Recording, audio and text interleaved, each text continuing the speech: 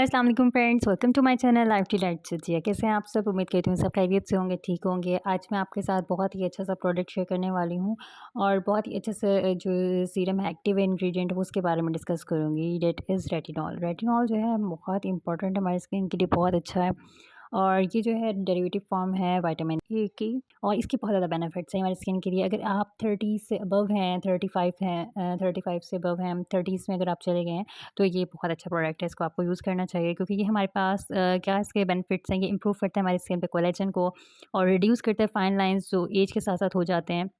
और साथ-साथ ये हमारी डार्क स्पॉट्स को भी रिड्यूस करता है और हमारे स्किन सेल्स के जो है उनकी टर्नओवर इंक्रीज़ करता है, यानी कि जिसकी वजह से हमारी स्किन से जो डलनेस है वो ख़त्म होती है। और साथ-साथ ये रिमूव करता है और रिड्यूस करता है हमारे पास एक्सेस ऑयल प्रोडक्शन की, जिसकी वजह से हमारी स्किन पे एक्ने होती है। तो इसके बहुत ज़्यादा बेनिफिट्स हैं, बहुत अच्छा प्रोडक्ट है ये। सो वी कैन से कि ये जो है एक एंटी एजिंग सीरम भी है।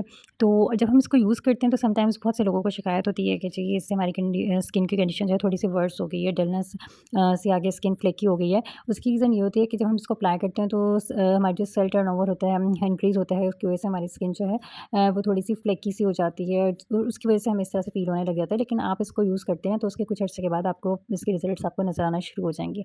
जब भी आप ये सीरम यूज़ करें तो आपने इसका रेटिनल 0.5% ही लिया। अगर आप बिगनर्स हैं तो 0.5% ही मैं आपको रिकमेंड करूँगी क्योंकि ये इतना ही आपको यूज़ करना चाहिए।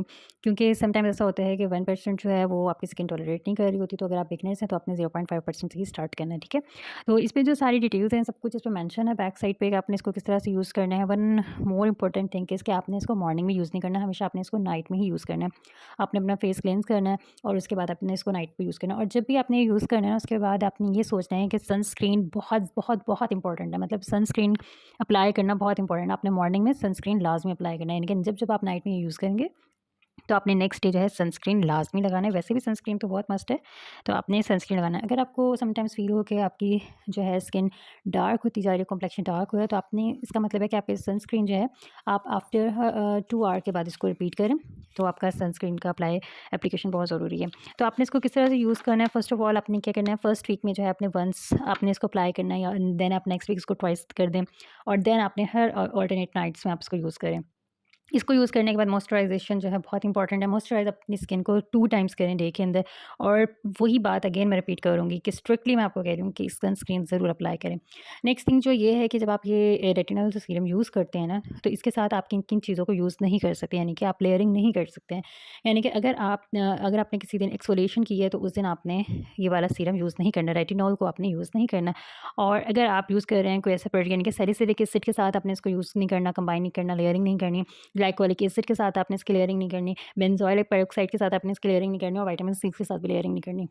अगर आप विटामिन सी सीरम यूज़ करना चाहते हैं तो उसका बेस्ट वे ये है कि आपने विटामिन सी सीरम या विटामिन सी का कोई भी प्रोडक्ट आप यूज़ कर रहे हैं तो आप इसे मॉर्निंग में विटामिन सी अप्लाई कर लें एंड नाइट के अंदर जो है ना आपने रेटिनॉल सीरम यूज़ करना है। तो जी नेक्स्ट थिंग ये कि कौन-कौन से स्किन वाले इसको इज़ीली अप्लाई कर सकते हैं। तो अगर आपकी स्किन जो है नॉर्मल टू कॉम्बिनेशन स्किन है या ऑयली है तो आप इसको ईज़िली अप्लाई कर सकते हैं। जब भी आपने इसको अप्लाई करना है नाइट में अप्लाई करना है, नाइट में इसकी एप्लीकेशन के बाद आपने मॉइस्चराइज़र ज़रूर लगाना है। क्योंकि समटाइम्स ये तो हमारी स्किन को थोड़ा-सा ड्राई भी करता है और इरिटेट भी करता है। अगर आप मॉइस्चराइज़र अप्लाई करेंगे तो इस तरह का कोई प्रॉब्लम आपको नहीं होगा।